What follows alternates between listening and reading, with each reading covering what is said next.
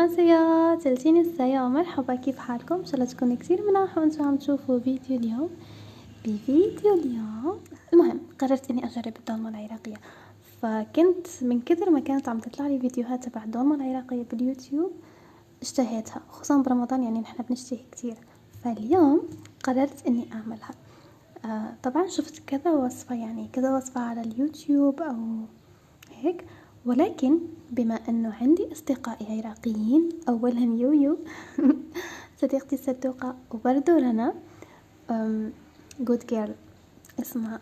المهم مثل ما قلت لكم يعني كنت قاعدة بدور الوصفة على اليوتيوب، ولكن قلت بما انه اني عندي اصلا اصدقاء عراقيين فاني ليش قاعدة ادور الوصفة على اليوتيوب، اروح اطلبها منهم.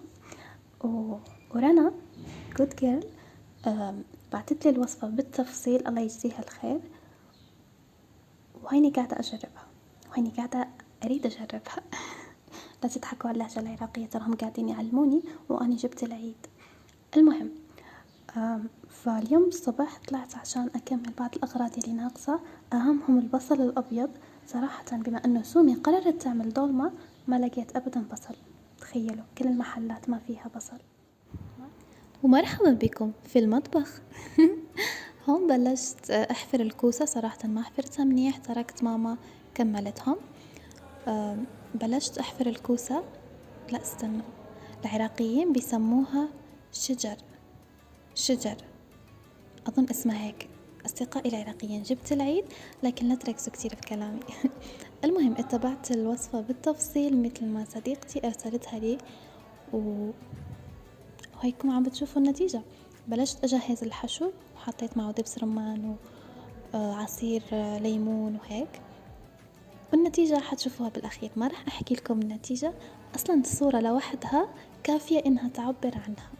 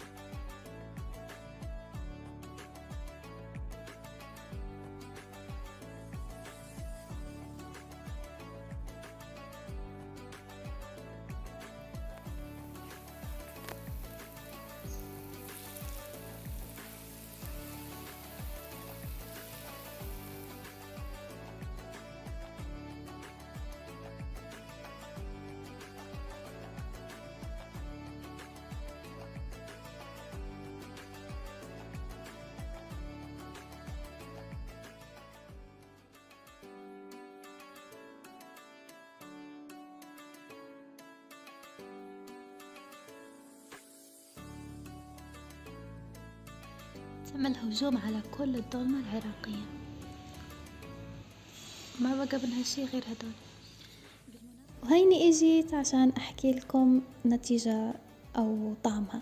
صراحة الطعم يا جماعة عن جد يخبل، كلش يخبل، وكلش حبيت.